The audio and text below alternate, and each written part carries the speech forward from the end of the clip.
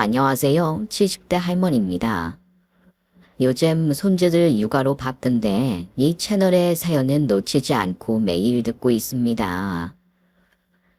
제 인생에도 여러 사연이 있는데 그중 가장 웃기고 황당하고 미처 놀랐던 이야기를 여러분께 들려드리고자 합니다. 아주 재밌을 테니 꼭 들어주시기 바랍니다. 저는 4kg이 넘는 우량아로 태어났어요. 그리고 성장하면서 거의 아파 본 적이 없는 타고난 강철 체력이었답니다. 아버지가 일찍 돌아가시고 엄마와 둘이 가난하게 살았는데 그래도 중학교까지 나왔어요. 그때 당시 가난한데 중학교까지 나온 건 정말 큰일이었죠. 아무튼 이후로는 파출부로 일하며 생계를 이어나갔고 성인이 되자마자 운전면허를 따고 트럭으로 시장에서 채소 배달을 했어요. 수년 뒤 하고 싶은 다른 일이 생겼어요. 택시 기사들이 제복을 입고 일하는 모습이 멋져 보여서 택시 면허를 따고 영업소에 취직해 택시 기사로 일하기 시작했습니다. 제가 드라이브를 워낙 좋아해서 하루 종일 택시 운전을 해도 피곤하지도 않고 재밌기만 했답니다. 그런데 여자가 택시 기사를 한다며 꼭 시비를 거는 손님들이 있었어요. 당연히 남자 기사인 줄 알고 탔다가 제 목소리가 여자인 걸 알고 그냥 내리는 손님도 많았는데 이 지롱의 말을 하는 늑다리 아저씨들도 종종 있었답니다. 아, 뭐야, 여자였어? 요즘은 택시를 여자도 모는 거야. 네, 손님. 여자도 사람이고 팔다리가 달려있고 운전할 수 있습니다. 어디로 모실까요? 아유, 그러셔? 그럼 어디 여관방이나 갈까? 내가 아가씨 하루 상업금 채워줄 테니까 여관에 가서 너랑 놀아보는 게 어때? 손님, 보아하니 여자의 굶주린 것 같은데 아무 데서나 발정난 소리 하시면 안 되죠. 그러다 큰 코 다칩니다. 뭐야 이년아? 이게 어디 남자들 까불고 있어. 야, 잔말 말고 오빠가 잘 놀아줄 테니까 여관방으로 가자. 아, 오늘 할 일도 없었는데 잘 됐다. 그럼 가까운 여관으로 모시겠습니다, 손님. 흐흐, 그거에 말했구만. 좋아, 어서 가지. 저는 여관 골목에 택시를 세우고 손님과 내렸습니다. 그리고 여관방까지 따라 들어갔죠. 택시 아가씨, 선택 잘했어. 오늘 나한테 열심히 봉사하면 팁 확실하게 챙겨줄게. 팁은 필요 없어요. 지금부터 손님 혼내줄 테니 각오하세요. 어이구, 놀자는 말을 혼내주겠다고 표현한 거야? 아이 좋아, 어서 혼내줘봐.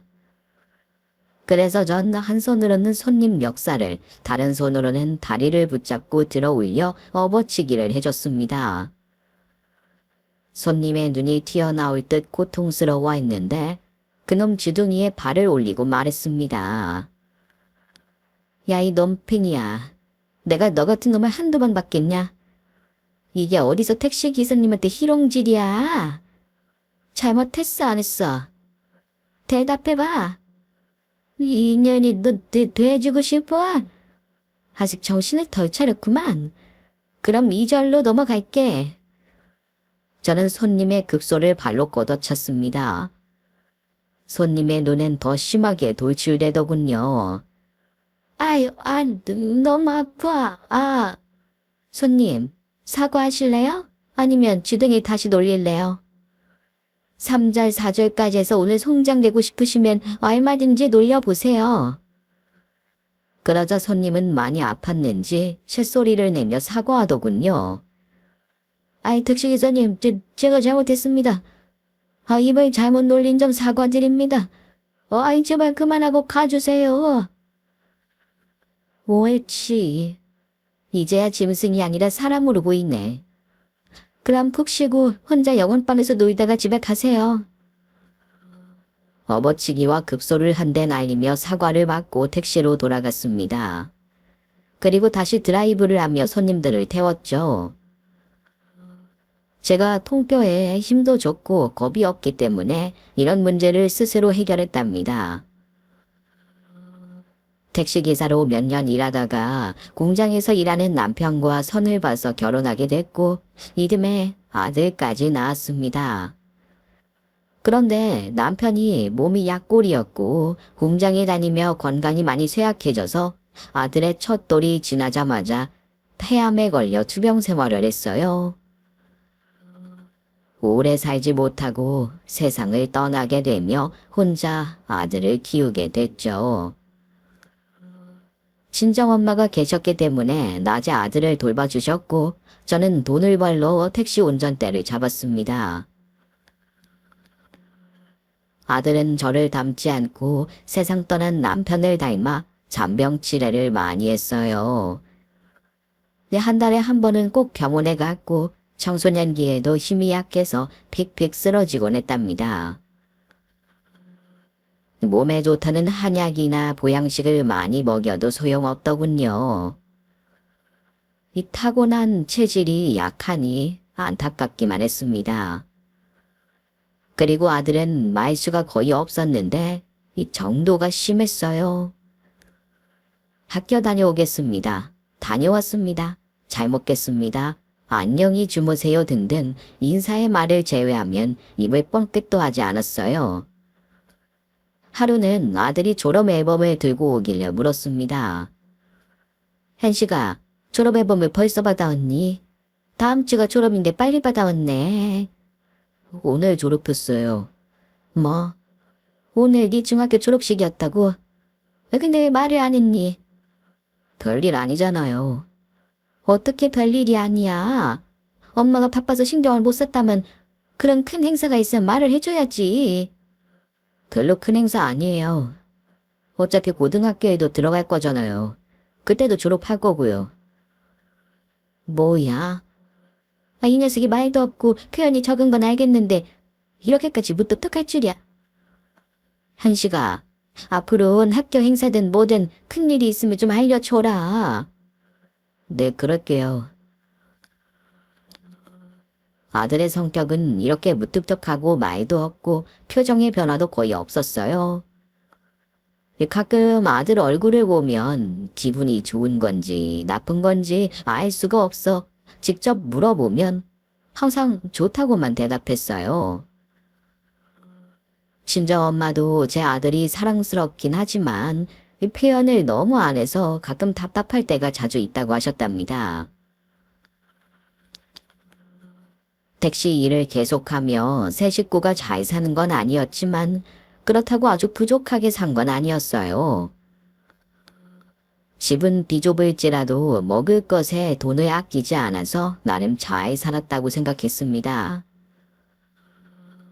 20년의 세월이 흐르며 친정엄마가 돌아가셨고 아들은 30대가 됐어요. 현식이는 몸이 약하고 시력이 좋지 않아 군대를 면제받았고 4년제 대학을 나와 공기업에 들어갔답니다. 이 집안에서는 아들을 아주 잘 지웠다며 부러워하는 사람들이 참 많았죠. 그런데 이 나이가 30 중반이 다 돼가는데 어찌 만나는 여자가 없는 것 같았습니다. 퇴근하면 바로 집에 들어와서 걱정이 되더라고요. 삐쩍 마른 데다 말수도 없으니 여자가 먼저 다가오지 않으면 절대 결혼을 못할 것 같았습니다. 그래서 아들을 잘 설득해서 선자리에 내보낼 계획을 세웠습니다. 현식아, 너 선 볼래? 엄마가 공무원하는 아가씨 사진 가져왔는데 한번 봐라. 네? 안 봐도 돼요. 안 봐도 된다니. 현식아, 거절하지 말고 일단 한번 봐라. 얼굴 아주 예쁘다고. 직업도 좋고 집안도 좋다더라. 너도 장가는 가야지. 이렇게 가만히 있다간 금방 40 된다. 안 봐도 된다니까요. 저 결혼할 여자 있어요. 내일 데리고 올게요. 이게 무슨 소리냐? 너 지금 산 보기 싫어서 말을 지어낸 거니? 아니요. 4년 넘게 만난 여자친구 있어요. 결혼할 생각이었고 내일 소개해드릴 계획이었어요. 뭐야? 한식이 넌 4년 동안 연애하는데 엄마한테 말도 안 한 거야. 아이 그리고 내일 데리고 오겠다고? 아 그거 왜 이제야 말았니? 어제 말하려고 했는데 엄마가 늦게 들어오셔서 지금 말씀드리는 거예요. 아이, 내 속이 터진다. 도대체 말을 하지 않으니 네 속도 모르겠고 뭐하고 다니는지 알 수가 없다고. 아무튼 결혼할 여자가 있다고 하니 다행이고 좋긴 하네. 아이 그럼 내일 몇 시에 데리고 올 거냐? 엄마가 택시 하루 쉬고 준비 좀 해야겠구나. 저는 개인 택시를 하고 있어서 휴식을 아무 때나 할 수 있었어요. 그런데 아들은 이미 식당 예약을 했으니 아무것도 준비할 필요가 없다고 하더군요. 제가 낳은 아들이지만 정말 미스테리하네요. 그래서 이튿날 만나게 된 예비 며느리는 굉장히 수다스러웠습니다. 아들과 완전 반대로 입이 쉬질 않고 떠들더군요. 어머님, 처음 뵙는데 꼭 친정엄마 같은 느낌이 들어요.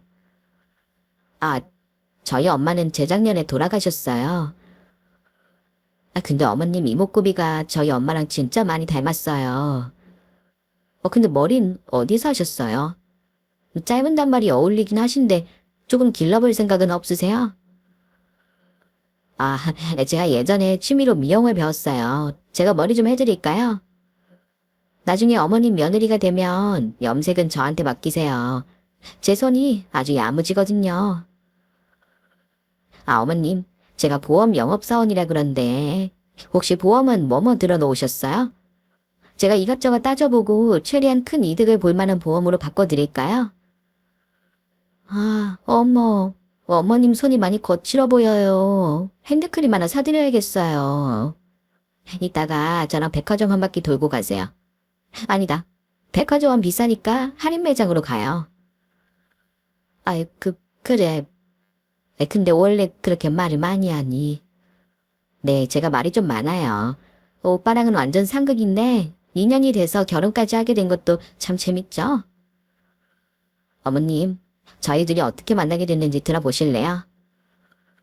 처음 보자마자 폭풍 수다를 떨길래 이 여자가 제 아들이 선택한 며느리가 맞는지 의구심이 들더라고요. 말이 거의 없는 아들과 수다스러운 며느리가 나란히 앉아있는 걸 보니 참 재밌고 신기했답니다. 며느리가 말이 많긴 해도 성격이 모나거나 예의가 없는 건 아니었습니다. 또 말 없는 아들과 살면 아들내미가 조금 달라질 것 같기도 해서 결혼하는 게 좋겠다고 생각했죠. 그래서 아들을 위해 모아둔 돈으로 신혼집을 마련해 주려고 했는데 이미 아파트를 계약했다고 하더군요. 현씨가 집을 샀다고? 아니 무슨 돈으로? 직장에서 대출 받아서요. 그리고 모아둔 돈으로 절반 해결했고요. 이 녀석아, 집을 사는데도 엄마랑 상의 한마디 하는 거야. 내가 네 엄마 맞는 거니? 네, 엄마는 제 엄마죠. 네가 각시랑 살면서 성격이 조금이라도 고쳐지면 좋겠구나. 여하튼 집을 샀다고 하니 다른 거 필요한 거 있으면 이거로 써라. 통장을 건네주자 아들은 거절하더군요. 저 돈 필요 없어요. 이건 엄마 노후자금으로 쓰세요. 그러지 말고 받아. 엄마가 해준 게 없으니 받아도 된다. 엄마가 저 먹여주고 재워주고 키워줬잖아요. 그럼 다 된 거 아닌가요? 돈은 없다가도 있고 있다가도 없는 거니까 엄마를 위해 아껴두세요. 아들은 끝까지 제가 주는 통장을 거절하더라고요. 생각해보니 아들은 앞가림도 잘하고 정신적으로 독립해서 아주 잘 지내고 있던 겁니다. 무뚝뚝하고 말이 없다고 걱정했는데 지혜롭게 잘 커준 거죠. 그렇게 아들이 결혼해서 며느리와 살기 시작했는데 저는 뭐라도 챙겨주고 싶어서 반찬을 싸서 찾아갔어요. 며느리에 대해 하나 둘씩 알게 됐는데 많이 알뜰하더라고요. 제가 가져다주는 반찬 외에는 아무것도 사 먹지 않았고 사치와는 완전 거리가 멀었답니다. 해진 옷을 입고 있길래 다른 옷이 없냐고 물었습니다. 아유, 아가, 옷이 다 해졌네. 다른 옷 없니? 저 여름 옷은 이거랑 다른 거 하나 더 있어요. 여름에 티셔츠 2장이면 충분합니다, 어머님.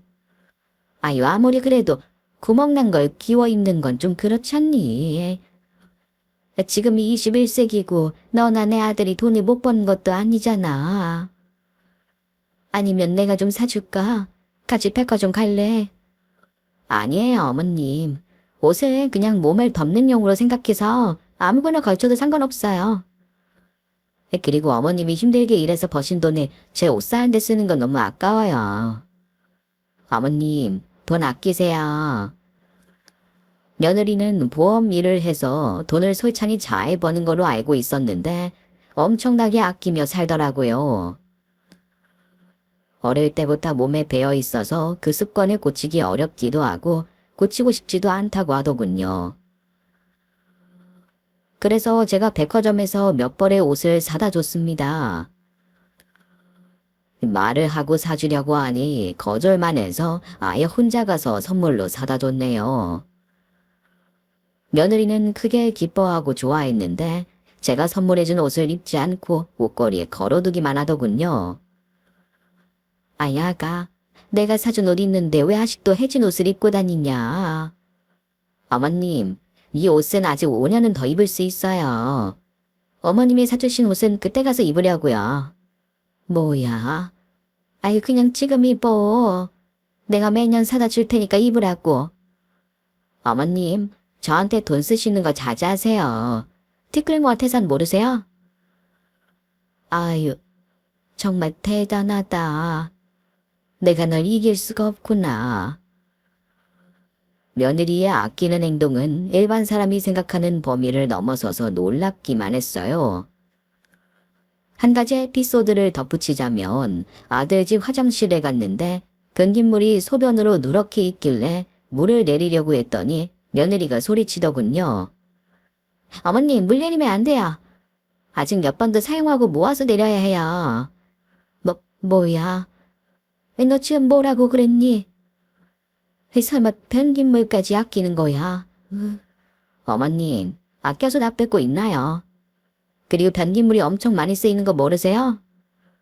저 어렸을 땐 양말반 물로 변기를 내렸어요.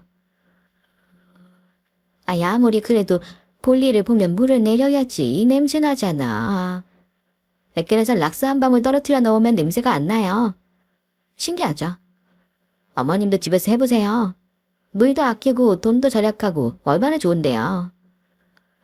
정말이지 넘어설 수 없는 짠순이었습니다. 아들에게 이렇게 사는 게 괜찮냐고 물었더니 그냥 고개만 끄덕이고 말더군요. 제가 그때 크게 깨달았습니다.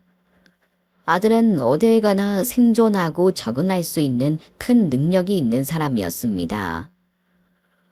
짠순이 며느리에겐 불만 없이 지냈는 걸 보니 대단하다는 생각이 들었답니다. 이듬해 아들과 며느리는 임신 소식을 전했어요.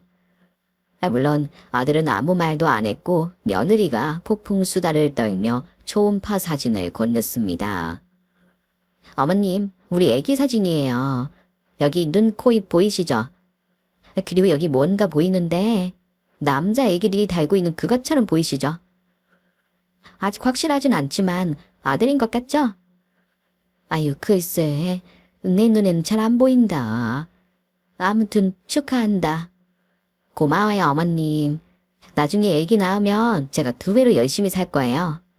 오빠도 요즘 아빠들 생각에 열심히 일하고 있답니다. 아, 어머님은 저희한테 해주실 건 없고 가끔 손주를 봐주시기만 하면 돼요. 그 정도는 해주실 수 있죠? 그럼 당연하지. 내 손주인데 당연히 돌봐줘야지. 역시 어머님은 마음이 따뜻한 분이세요. 그럼 오늘 점심은 따뜻하게 수제비 어떠세요? 아가, 너 임신했는데 잘 먹어야지. 밀가루 음식 말고 어디 가서 고기라도 먹자. 내가 사줄게. 아니에요. 원래 임산부가 땡기는 걸 먹는 게 애기한테 좋다고 했어요. 어머님, 제가 수제비 끓여올게요.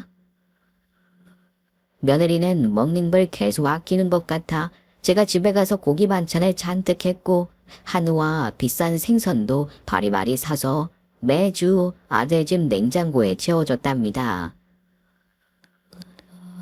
제가 안 해주면 분명히 안 사 먹고 밀가루와 김치만 먹을 테니 그렇게 해줘야만 했죠. 그리고 10달 뒤 건강한 손자가 태어났는데 제 아들과 붕어빵이었어요. 한편으로는 좋긴 했지만 아들이 잔병 치레를 많이 했던 날이 떠올라 체질은 꼭 며느리를 닮길 바랬습니다. 그런데 또 놀랄만한 일이 생겼어요. 며느리는 산후조리원에 들어가는 게 돈이 아깝다며 집으로 돌아왔더군요. 이에 저는 택시 일을 스톱하고 며느리 몸조리를 위해 며칠 머물렀습니다. 미련하게 아껴가며 지낼 걸 생각하니 가만히 있질 못하겠더라고요. 먼저 전기장판부터 샀고 매 끼니마다 건강식으로 차려줬어요. 건강한 며느리는 며칠 쉬더니 바로 바쁘게 몸을 움직이더군요. 건강은 타고난 것 같아 다행이라고 생각했습니다. 그리고 제가 택시 일을 하고 일주일 만에 아들 집에 갔더니 지독한 짠순이라는 게 가장 큰 충격이었습니다. 큰 냄비에 뭘 삶고 있길래 뭔가 하고 봤더니 천기저귀를 삶고 있더군요. 아가, 이게 뭐냐? 이거 천기저귀냐? 네, 어머님. 돈도 아끼고 애기 피부를 위해서 천기저귀를 쓰고 있어요. 지금 제가 보험일을 쉬고 있으니 이 정도는 해야 할 것 같아서요. 남편이 벌어오는 돈도 함부로 쓰기 아깝고요, 그래서. 아이고, 너 정말 왜 이러냐? 요즘 누가 천기저귀를 쓴다고 이래? 내가 기저귀 사올 테니 이거 하지 마라. 아니에요. 괜한데 돈 쓰지 마세요, 어머님. 이거 사. 아끼는 것도 정도 같아. 그리고 왜 아직 유모차가 없는 거야? 그것도 돈 아까워서 안 산 거니? 그게... 네. 애기는 제가 업고 다니면 되니까 뭐 유모차가 필요한지 모르겠더라고요. 며느리 얼굴을 보니 진심인 것 같았습니다. 그래서 이번에도 제가 기저귀 몇 박스와 유모차 비싼 걸 한 대 사다 줬어요. 그걸 본 며느리는 크게 놀라더군요. 고마워서 그런가 보다 싶어 그냥 한 귀로 흘려듣고 잘 쓰라고 일러줬습니다. 그런데 며칠 뒤 가봤더니 일회용 기저귀를 당근 중고거래로 팔았고 유모차도 제 가격에 팔고 중고로 아주 저렴한 거로 샀더군요. 아가, 이 시애미가 해주는 건 그냥 봐도 돈이 필요하면 내가 줄 테니 괜히 팔지 말라고. 어머님, 저는 이렇게 하는 게 좋을 것 같아요. 그 선물을 판 건 죄송하지만 그 돈은 우리 애기 이름으로 저금했어요. 참 대단하다. 그래, 너 하고 싶은 대로 해라. 내가 졌다. 어머님 죄송해요. 제가 성격을 고치지 못하나 봐요. 이걸 좋다고 해야 할지 모르겠지만 네가 밝고 잘 큰 걸 보니 그렇게 사는 것도 나쁘지 않을 것 같구나. 우리 손자도 너처럼 밝고 착하게 성장할 거라 믿는다. 그렇게 며느리의 행동을 이해하며 지내기로 마음을 내려놓습니다.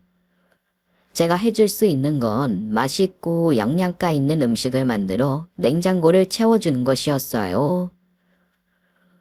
반찬을 팔진 않을 테니 아낌없이 지원해줬죠. 그러던 어느 날 제 집에서 손자를 돌보다가 저녁이 되기 전에 아들 집으로 향했어요. 반찬을 아들 집에 채워주고 수고하는 경비 아저씨에게도 몇 가지 반찬을 가져다 드렸습니다.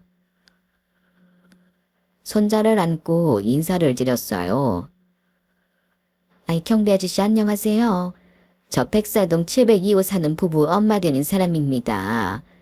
이거 별거 아닌데 집에 가서 드세요. 702호 어머님이라고요? 그 삭시 시어머니시구나. 맞죠? 네, 제 며느리 잘 아시나 봐요. 하긴 걔가 사교성도 좋고 부침성도 좋죠. 예의도 바르고요. 뭐 그렇죠. 근데 아주머니, 며느님에 대해 알고 계신 게 전부가 아닙니다. 그게 무슨 말이에요? 제 입으로 말하기가 참 거시기한데. 이걸 어떻게 말해야 하는? 아니다, 그 말씀드려야겠네요. 702호 색시가 바람났습니다. 네, 뭐라고요? 아저씨, 무슨 그런 얼토당토하는 소리라세요? 제 며느리가 바람을 피운다고요? 세상, 남에 대해 막말하는 인간들 많이 봐왔지만 처음 대화를 나누자마자 내 며느리를 그런 나쁜 년으로 만드는 사람은 처음이네요. 그렇게 합니다, 아저씨. 아주머니. 저도 장가간 아들이 있습니다. 남 이야기를 함부로 하고 그런 사람 아니라고요. 제가 눈으로 본 걸 말씀드리는 거라고요. 제 말 못 믿겠으면 지금 백삼동으로 같이 가보시죠. 거기 혼자 사는 남자 집에 들어갔으니까 나오는 걸 보면 확실하게 증거를 잡을 수 있을 거 아닙니까? 뭐라고요? 같은 아파트 단지에 사는 남자 집에 들어갔다고요? 아저씨, 그 말 책임질 수 있어요? 그럼요. 1시간 전에 들어간 걸 제 두 눈으로 똑똑히 봤다니까요. 며느님의 실체를 알고 싶으면 얼른 따라오세요. 저는 기가 막히지만 경비 아저씨의 진지함을 보고 일단 백삼동으로 따라갔습니다. 이윽고 바람났다는 남자 현관 앞에 섰어요. 경비 아저씨는 거기서 기다려보자고 했는데 저는 그냥 초인종을 눌러버렸습니다. 잠시 후 70대 노인이 나오더군요. 경비 아저씨가 말한 바람난 상대가 노인이라는 건데 정말 기가 막히더라고요. 니슈. 어머나 뭐야. 경비 아저씨, 영감님 사는 집이잖아요. 제 며느리가 바람난 남자가 설마 이 노인이라는 건 아니겠죠? 아니요, 맞습니다. 제가 여기로 들어가는 걸 똑똑히 봤다니까요. 경비 아저씨의 말을 듣고 어이가 없었지만 확인차 노인에게 물었습니다. 저기, 여기에 제 며느리가 있나요? 안에 들어가 봐도 될까요? 무슨 소립니까? 집에 나 혼자 있어요. 둘 다 돌아가세요. 왜 놀라고 그러시지? 안 되겠어요. 비켜봐요. 들어가서 확인을 해봐야겠으니까. 노인이 저를 말렸지만 이미 안으로 들어갔습니다. 며느리를 부르며 방과 화장실을 모두 뒤져봤어요. 그런데 아무 데도 없었습니다. 경비 아저씨, 내 며느리가 어디 있다는 거예요? 샅샅이 뒤져봐도 없잖아요. 그럴 리가. 분명 여기로 들어가는 걸 봤다고요. 영감님이 숨긴 거 아닐까요? 그러자 노인은 어이없는 표정을 지으며 대답했습니다. 이 경비의 놈탱이가 무슨 짓거리 하는 거야? 이봐, 내가 치매가 있어서 집에 들이는 사람은 간병인 뿐이야. 아까 퇴근했고. 내가 이 아줌마 며느리랑 바람을 피웠다는 상상을 하다니. 자네 생각하는 게 더럽구만. 둘 다 나가요. 저는 얼굴이 새빨개져서 노인한테 사과를 하고 나왔습니다. 그리고는 경비 아저씨에게 화를 쏟아냈답니다. 아저씨, 사람이 그러는 거 아니에요. 남의 착한 며느리를 갖다가 불륜녀라고 떠들어대요. 아닌데. 내가 분명히 봤는데. 아주머니, 제가 눈으로 본 걸 말씀해 드리겠습니다. 이 집 말고도 다른 노인들 집에 들락거리고 있어요. 항상 나올 때 손에 돈을 쥐고 나오고요. 그것도 5만 원짜리 수십 점을 들고 나온다니까요. 이 미친 인간을 봤나? 그럼 내 며느리가 노인네들한테 돈을 받고 그런 짓을 벌인다는 거예요? 이 사람 안 되겠네. 부녀회장 불러서 당신 잘라버리라고 해야겠어요. 아주머니. 제가 본 건 진짜입니다.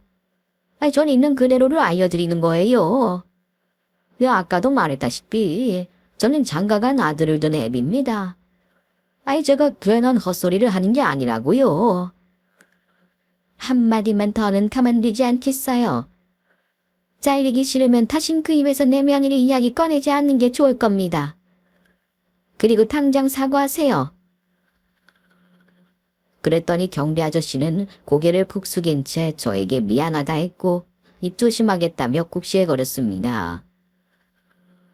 화가 나서 진짜 잘라버릴까 했지만 남의 일자리를 마음대로 하는 건 아닌 것 같아 참아주고 넘어가기로 했어요. 그런데 그날 이후로 며느리의 행동이 눈에 띄게 달라졌어요. 아직 직장에 복귀도 안 했고 집에 있는 며느리가 저에게 자주 손자를 맡기고 어디에 가더라고요.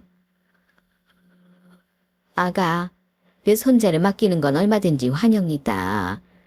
뭐 내가 하는 일이 자유롭게 시간을 내서 하면 돼요. 상관이 없긴 한데. 너 요즘 뭐 하고 다니니?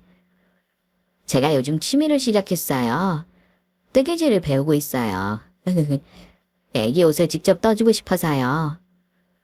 아, 뜨개질을 배우는구나. 그래, 그래. 그렇게 취미 활동도 하고 사람들도 만나서 스트레스 풀고 그래야지. 네, 요즘 육아 스트레스가 좀 심해서요. 안 그럴 줄 알았는데 많이 우울하고 그러더라고요. 아유, 저런. 밝디 밝은 네가 그런 말을 할 정도면 정말 힘이 들었나 보다. 그럼 내가 매일 손자를 데리러 갈 테니 편히 놀러 다녀라. 고맙습니다, 어머님. 그럼 오늘도 어머님 손자 잘 부탁드려요. 짠순이 며느리가 애기 옷을 직접 떠주려고 한다기에 바로 이해가 됐습니다. 옷 사는 걸 아까워하니 앞으로 계속 만들어줄 생각인 것 같았어요. 물론 제가 손자를 위해 좋은 옷을 많이 사줄 것이지만 며느리의 정성이 든 옷도 좋으니 뭐라 잔소리를 하진 않았습니다. 그런데 그렇게 아끼던 며느리가 며칠 뒤부터 화장품을 새로 사서 색조 화장을 하고 다녔어요. 짠순이 며느리에게서 절대 볼 수 없는 모습이라 뭔가 이상하게 느껴졌답니다. 그때 경비 아저씨가 한 말이 떠오르며 심장이 쿵쾅거렸어요. 며느리에게 화장해서 예쁘다는 칭찬으로 운을 띄우며 요즘 좋은 일 있냐고 물었습니다. 아가, 너 요즘 뭐 화장도 하고 다니는구나. 매일 생얼로 다니던 애가 색조 화장까지 하고 말이야. 요즘 좋은 일 있니? 아니면 내 아들이 화장하라고 잔소리라도 한 거야? 오빠는 그런 말 안 하시는 거 아시잖아요. 그냥 오빠가 요즘 저를 여자로 안 보는 것 같아서 꾸미고 다니고 있어요. 습관처럼 아침마다 화장하고 다녀요. 왜요? 많이 어색하고 이상해 보이나요? 아니야, 예뻐서 그래. 우리 며느리가 이렇게 예쁜 걸 보니 좋아서 물은 거야. 그래, 오늘도 뜨개질 배우러 가는 거냐? 네, 어머님. 뜨개질도 배우고 친구들도 만나기로 했어요. 그럼 오늘도 어머님 손자 잘 부탁드려요. 저는 알겠다고 대답하고 며느리가 나가자 바로 외출을 걸치고 손자를 안고 며느리 뒤를 쫓았습니다. 경비 아저씨가 말한 대로 바람을 피울지도 모른다는 생각이 자꾸 들어서 가만히 못 있겠더라고요. 며느리가 어딜 가는지 봤더니 아들 집 아파트 단지로 들어가더군요. 집에 들렀다 나가는 건가 싶었는데 아들 집이 아닌 다른 동으로 들어가더군요. 순간 가슴이 턱 막히면서 두 다리에 힘이 풀리더군요. 그리고 한참 동안 기다렸더니 1시간 반 만에 입구에서 나왔답니다. 며느리는 방긋 웃으며 지폐를 세더군요. 오늘 수입 좋네. 하나, 둘, 셋, 넷. 아, 전부 다 해서 26만 원. 그럼 다음 집으로 가볼까나. 김씨 할아버지가 지난번에 외상했으니 받을 돈이 꽤 많겠어. 오늘도 이 한 몸 불태워서 제대로 벌어야지. 며느리의 혼잣말을 듣자 저는 바닥에 주저앉고 말았습니다. 경비 아저씨 말대로 노인 집을 다니며 돈을 받고 이상한 짓을 하고 있는 게 거의 확실해졌으니까요. 손자를 안고 있어 며느리를 붙잡고 뭐라 할 수 있는 상황이 아니어서 생각을 정리해 보기로 했습니다. 만약 바람을 피우며 돈을 벌고 있다면 제 아들과 계속 살게 둘 수 없는 건 물론이고 손자를 제가 키워야 하겠다고 판단했답니다. 아주 멀리까지 생각하고 정리를 했죠. 손자를 데리고 계속 밖에 서 있을 순 없어 제 집으로 돌아갔습니다. 일단 사진 몇 장을 찍어 증거를 확보했으니 그날은 참았습니다. 며칠 뒤 며느리가 집에서 손자를 보고 있는다고 해서 아들이 있을 때 모든 걸 까발리고 이혼시킬 마음으로 아들 집으로 향했습니다. 저는 목을 풀고 말을 하려고 했는데 도저히 제 입으로 그 더러운 이야기를 못하겠더라고요. 구역질이 올라와서 아무 말도 못하고 돌아왔답니다. 그래서 아들을 따로 불러서 한번 떠보기로 했습니다. 어디까지 알고 있는지 확인해 보기로 했어요. 현씨가 요즘 지내는 건 어떠냐? 좋아요. 그게 다야. 요즘 네 차가 어디에 싸돌아다니는 줄 아니? 네. 어디까지 아는 거냐? 어디까지 아냐고요? 공방 다니면서 뜨개질하러 다니잖아요. 아, 그렇지. 그거 말곤 아는 게 없다는 거냐? 네. 엄마, 갑자기 밖으로 불러서 집사람 이야기는 왜 하시는 거예요? 아니다. 그건 나중에 말해주마. 아니, 네 처에게 직접 듣는 게 좋을 것 같구나. 아들이 아무것도 모르는 것 같아 며느리에게 직접 듣고 부부간의 일을 해결하는 게 좋겠다 싶었습니다. 그래서 하루 손자가 사돈집에 맡겨진 날 제대로 된 증거를 잡고 끝장을 보기로 했어요. 며느리를 착사해내고 스스로 아들에게 죄를 고백하게 만들 생각이었죠. 그것이 가장 바람직한 방법이라고 판단했습니다. 서두르지 않고 확실하게 해결하려고 말이죠. 그날 경비실에 찾아가서 며느리를 봤는지 물었어요. 아저씨, 제 며느리 오늘은 몇 동으로 가던가요? 아주머니, 이제야 제 말을 믿으시는군요. 눈으로 보신 게 있는 거죠? 제 말이 맞죠? 아니라고 하고 싶지만 얼마 전에 탈인동에 들어가서 한참 있다 나왔는데 땀을 흘리면서 돈을 세고 있는 걸 봤습니다. 그걸 보고 억장이 무너지더군요. 아저씨 말대로 며느리가 노인네 집에 가는 것 같더라고요. 그리고 바람 피운다는 확신이 들었죠. 아니길 바랬는데 이런 끔찍한 일이 벌어지고 있었네요. 아주머니, 전 엊그제 며느님이 노인이랑 같이 나온 것까지 봤습니다. 여기 사진도 찍어뒀어요. 언젠가 필요할 것 같아서요. 그런데 오늘 바로 아주머니께 보여드리게 됐네요.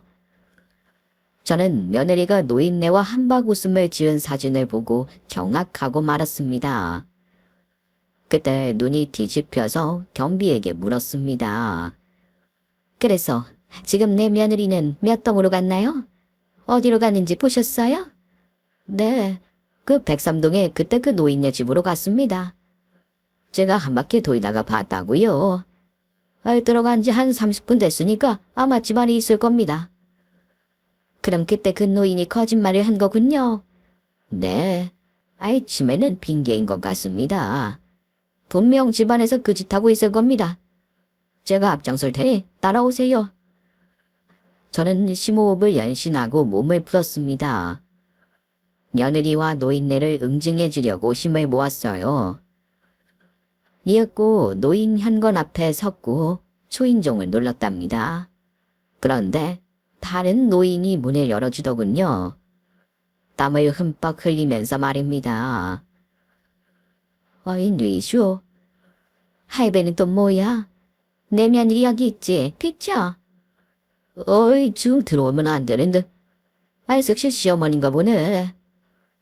석씨가 시모한테 비밀이라고 했는데 큰일이구먼. 큰일인 건 아닌 거야, 이 노친네야. 이 더러운 영감탱이 같은 이라고. 딸 같은 이랑 뭔 짓을 한 거야?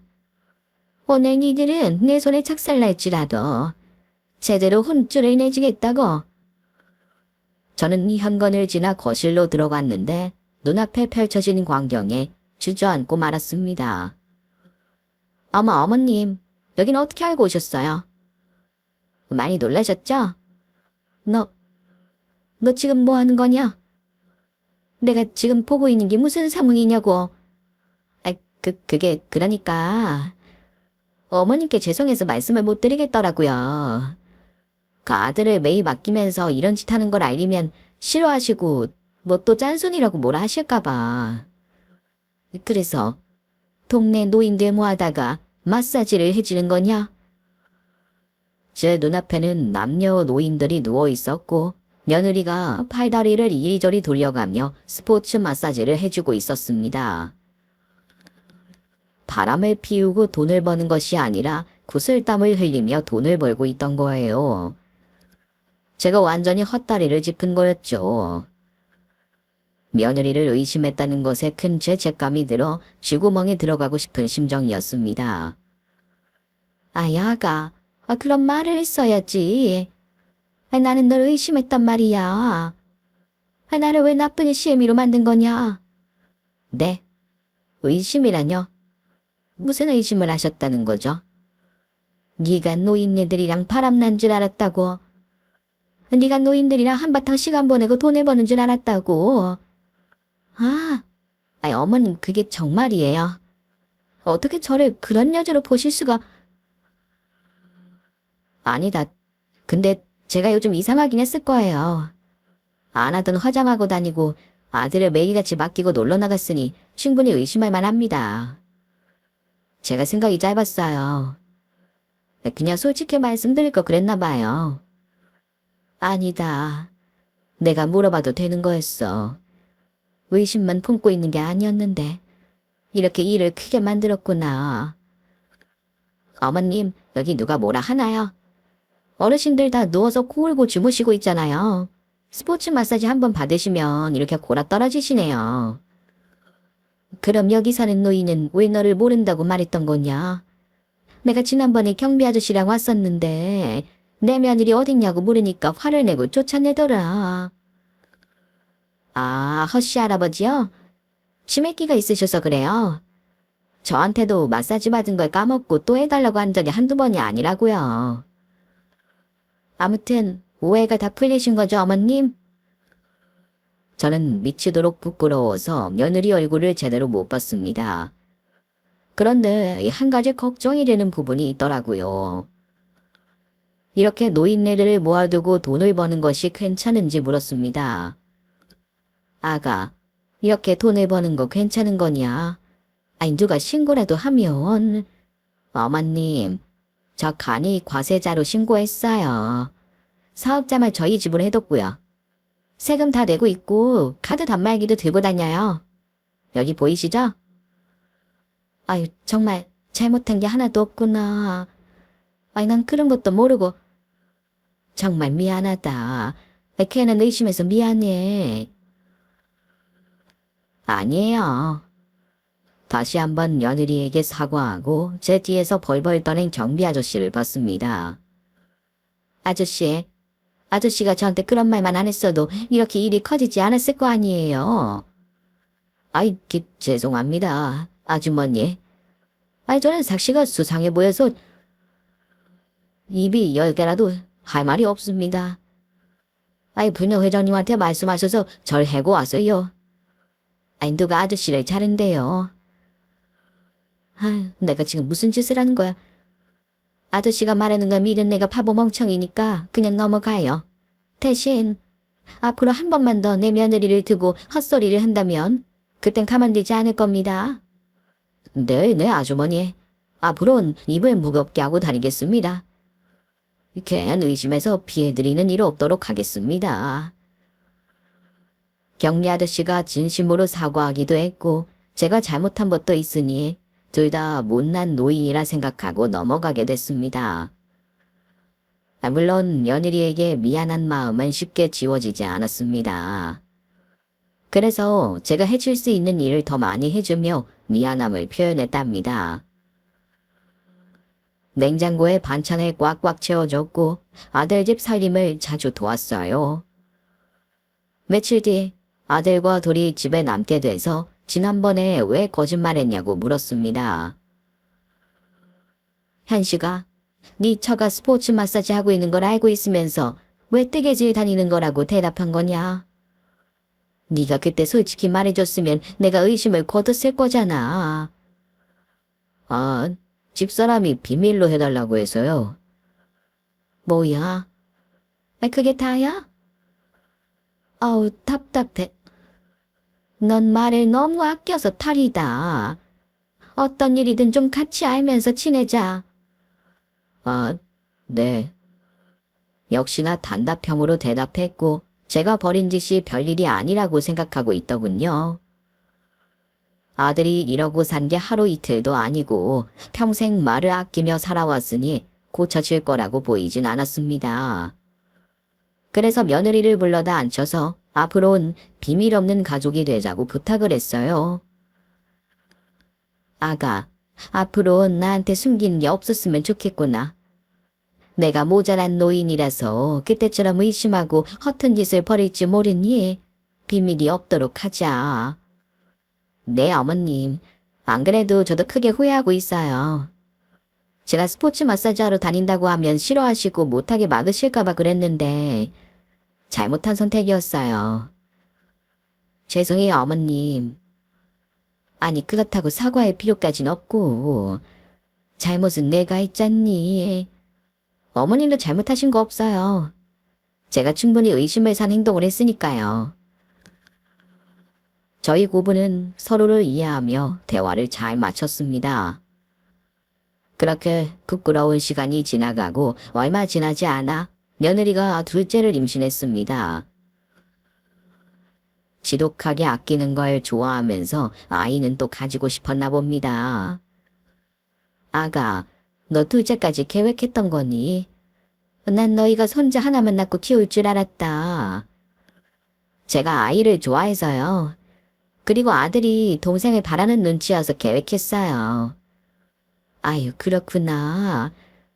큰 결심을 했나 보네. 이듬해 며느리가 둘째를 낳았는데 넉 달 만에 또 임신을 했더군요. 전 좋긴 하지만 며느리 몸이 걱정돼서 왜 셋째까지 계획했냐고 물어봤습니다. 넌 몸이 나만하지 않겠다. 보험 영업에 스포츠 마사지에 육아까지 힘들지도 않니? 근데 셋째까지 가진 거야? 그게 실은 셋을 낳으면 출산 장려금이 100만 원씩 3년이 나온다고 해요. 게다가 부수적인 혜택도 많고요. 뭐야? 그럼 애를 또 가진 게 그 돈을 받으려고 계획한 거야? 예. 너희 부부가 돈이 없는 것도 아닌데 왜 그렇게까지 하니? 물론 셋째까지 나오면 나야 좋지. 손주가 많으면 나야 더할 나위 없이 좋지만 네가 힘들잖니. 어머님, 그래서 말인데 어머님 댁으로 들어가 살면 안 될까요? 저랑 남편은 직장 다니고 어머님은 택시 기사 그만두시고 손자들 봐주시면 어떨까요? 아유, 그래, 뭐 그렇게 하자. 가족보다 중요한 게 뭐가 있겠니?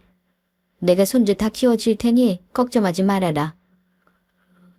근데 내 집에 들어올 필요는 없어. 내가 왔다 갔다 하면 되니까. 아니에요. 지금 집값이 가장 비쌀 때라 지금 팔아야 이득이에요. 나중에 집값 떨어져서 울상되는 것보단 과감하게 팔아버리고 어머님 댁으로 가서 사는 게 좋겠어요. 아유, 집값이 올라서 내 집에 오겠다고. 그래, 내가 졌다. 너 하고 싶은 대로 다 하거라, 다 해. 며느리의 절약 정신과 돈을 버는 정신은 절대로 따라갈 수가 없었습니다. 무인도에 떨어뜨려도 어떻게든 먹고 살 사람이 분명해 보였죠. 그래서 제 집에 아들과 며느리, 손주 셋이 함께 살게 됐는데 바로 좋은 소식이 들리더군요. 며느리가 들떠서 자랑을 시작했습니다. 어머님, 오빠가 진급했어요. 공기업에서 3남매를 낳으면 진급을 빨리 시켜준다던데 바로 과장으로 올랐대요. 오빠 동기들 중에서 가장 먼저 진급했대요. 뭐야? 아니, 애가 셋이면 회사에서 진급도 빨리 시켜주니? 네. 그래서 제가 애를 셋이나 낳은 거예요. 출산 장려금이랑 혜택들이 많다고 했잖아요. 그중 오빠의 진급도 포함돼 있었어요. 아마 오빤 임원까지 쉽게 올라갈 거예요. 아이 세상에, 우리 며느리가 내조까지 잘하는구나. 아이 진급까지 시켜주다니 정말 대단하다. 아가, 너 최고다. 진짜 최고의 며느리이자 아내야. 제가 한 번 마음먹으면 끝까지 이루려고 하는 성격이라 잘 풀린 것 같아요. 아무튼 오빠는 임원까지 프리패스 될 거래요. 게다가 야근이나 회식 같은 것도 쉽게 빠질 수 있대요. 애가 셋이니 아무도 나무라고 안 한대요. 정말 복덩이구나, 아가. 너 소원 있으면 다 말해봐라.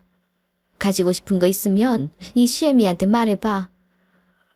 저는 가지고 싶은 거 없어요. 그냥 우리 식구 모두 건강하게 오래오래 행복했으면 좋겠어요. 아, 제가 어머님께 선물한 적이 없었죠. 그동안 우리 애들 봐주셔서 감사드리고 저희 부부 편하게 직장 다니게 해주셔서 고맙습니다.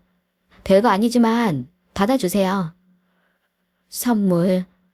아니, 우리 며느리가 선물까지 준비한 거야.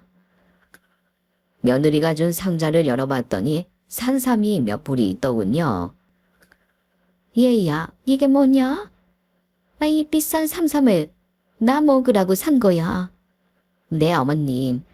제가 큰맘 먹고 비싸게 주고 샀어요. 얼른 드세요. 이거 드시고 오래오래 건강하시고 우리 삼남매 잘 키워주세요. 그래, 몸 건강하게 오래 살도록 하마. 내 손주들 잘 키워주마. 며느리가 해준 산삼을 먹었더니 몸에 힘이 불끈 솟더군요. 정말 나무랄 데가 없었답니다. 그리고 얼마 뒤에는 며느리가 상패를 들고 오더군요. 어머님, 저 보험왕 됐어요. 저희 지점에서 제일 많이 보험을 팔았다고요. 아이, 넌 못하는 게 도대체 뭐니? 정말 대단하다. 축하한다, 새아가. 감사해요, 어머님. 근데 어머님도 추가로 보험 몇 개 들어야겠던데. 아유, 그런가? 뭐 그래, 네가 들라고 하면 들어야지. 우리 며느리 실적 올리는 거라면 얼마든지 들어줄 거다. 감사해요, 어머님. 그리고 주말마다 저희 집에서 스포츠 마사지 해도 될까요? 어르신들 문의가 계속 들어오네요. 영업장을 빌리는데 돈이 많이 들어서 어머님 댁에서 하면 어떨까 싶은데요. 너무 과한 요구죠? 누가 널 말리겠니? 해라 해. 내가 손주들 데리고 놀러 나갔다 올 테니까 그 시간에 여길 스포츠 마사지 샵으로 써라. 이제 됐냐? 고마워요, 어머님. 나중에 돈 많이 모으면 대저택으로 이사가요. 애들 놀기 좋게 마당도 있고 넓은 곳으로 말이에요. 며느리는 목표한 건 모두 이루는 사람이니 대저택에 이사가는 날이 머지 않았다는 게 당연하다는 생각이 들었답니다.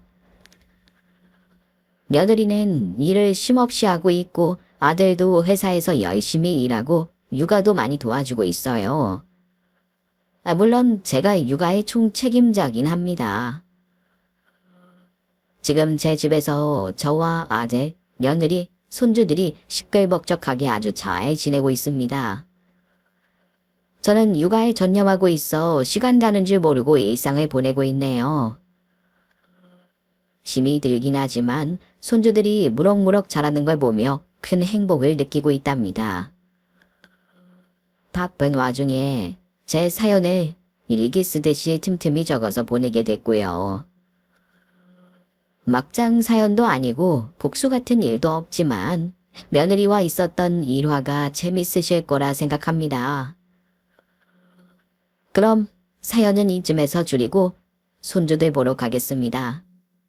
끝까지 경청해주신 분들의 가정에 평안과 행복이 가득하시길 바랍니다. 감사합니다.